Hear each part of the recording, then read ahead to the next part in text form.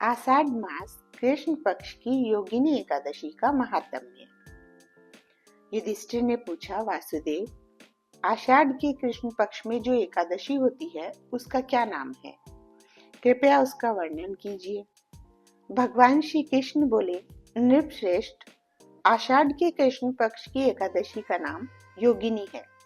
यह बड़े बड़े पातकों का नाश करने वाली है। संसार सागर में डूबे हुए प्राणियों के लिए यह सनातन नौका के समान है। तीनों लोकों में यह सारभूत व्रत है। अलकापुरी में राजाधिराज कुबेर रहते हैं। वे सदा भगवान शिव की भक्ति में तत्पर रहने वाले हैं। उनके हेममाली नाम वाला एक यक्ष सेवक था जो पूजा के लिए फूल लाया करता था। हेममाली की पत्नी बड़ी सुंदर थी। उसका नाम विशालाक्षी था। वह यक्ष कामपाश में आबद्ध होकर सदा अपनी पत्नी में आसक्त रहता था। एक दिन की बात है, हेममाली मानसरोवर से फूल लाकर अपने घर में ही ठहर गया और पत्नी के प्रेम का रसास्वादन करने लगा। अतः कुबेर के भवन में न जा सका। इधर कुबेर मंदिर में बैठकर शिव का पूजन कर रहे थे। उन्होंने दोपहर तक फूल आने की प्रतीक्षा की।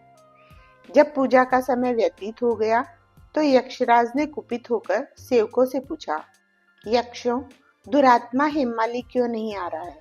इस बात का पता तो लगाओ। यक्षों ने कहा, राजन, वह तो पत्नी की कामना में आसक्त हो अपनी इच्छा के अनुसार घर में ही रमण कर रहा है। उनकी बात सुनकर कुबेर क्रोध में भर गए और तुरंत ही हेममाली को बुलवाया। देर हुई जानकर हेममाली के नेत्र भय से व्याकुल हो रहे थे। वह आकर कुबेर के सामने खड़ा हुआ। उसे देखकर कुबेर की आंखें क्रोध से लाल हो गई। वे बोले, ओ पापी, ओ दुष्ट, ओ दुराचारी, तूने भगवान की अवहेलना की है। अतः क्रोध से युक्त और अपनी उस प्रियतमा से वियुक्त होकर इस स्थान से भ्रष्ट होकर अन्यत्र चला जा। कुबेर के ऐसा कहने पर वह उस स्थान से नीचे गिर गया। उस समय उसके हृदय में महान दुख हो रहा था। कोढ़ों से सारा शरीर पीड़ित था, परंतु शिव पूजा के प्रभाव से उसकी स्मरण शक्ति लुप्त नहीं हुई थी। पातक से दबा होने पर भी वह अपने पूर्व कर्म को याद रखता था।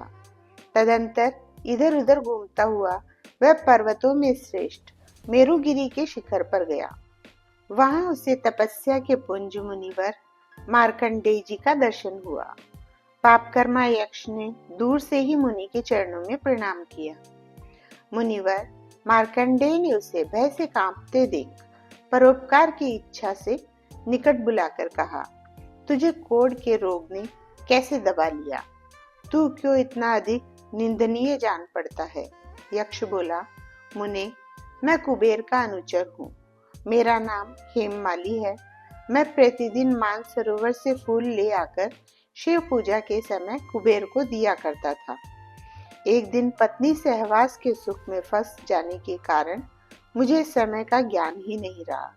अतः राजाधिराज कुबेर ने कुपित होकर मुझे श्राप दे दिया, जिससे मैं क्रोध से आक्रांत होकर अपनी प्रियतमा से बिछुड़ गया। मुनि श्रेष्ठ, इस समय किसी शुभ कर्म के प्रभाव से मैं आपके निकट आ पहुंचा हूँ। संतों का चित्त स्वभावतः परोपकार में लगा रहता है। यह जानकर मुझ अपराधी को कर्तव्य का उपदेश दीजिए।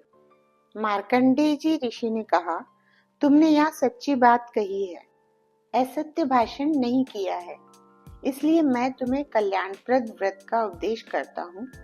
तुम आषाढ़ के कृष्ण पक्ष में योगिनी एकादशी का व्रत करो। इस व्रत के पुण्य से तुम्हारी कोढ़ निश्चय ही दूर हो जाएगी। भगवान श्री कृष्ण कहते हैं, ऋषि के वचन सुनकर हेममाली दंड की भांति मुनि के चरणों में पड़ गया। मुनि ने उसे उठाया। इससे उसका बड़ा हर्ष हुआ। मार्कंडेय जी ऋषि के उपदेश से उसने योगिनी एकादशी का व्रत किया, जिससे उसके शरीर की कोढ़ दूर हो गई। मुनि के कथनानुसार उस उत्तम व्रत का अनुष्ठान करने पर वह पूर्ण रूप से सुखी हो गया। नृपश्रेष्ठ, यह योगिनी एकादशी का व्रत ऐसा ही बताया गया है। जो 88,000 ब्राह्मणों को भोजन कराता है, उसके समान ही फल उस मनुष्य को भी मिलता है जो योगिनी एकादशी का व्रत करता है। योगिनी महान पापों को शांत करने वाली और महान पुण्य फल देने वाली है। इसके पढ़ने और सुनने से मनुष्य सब पापों से मुक्त हो जाता है और अंत में उसे स्वर्ग मिलता है। जय श्री राधे राधे।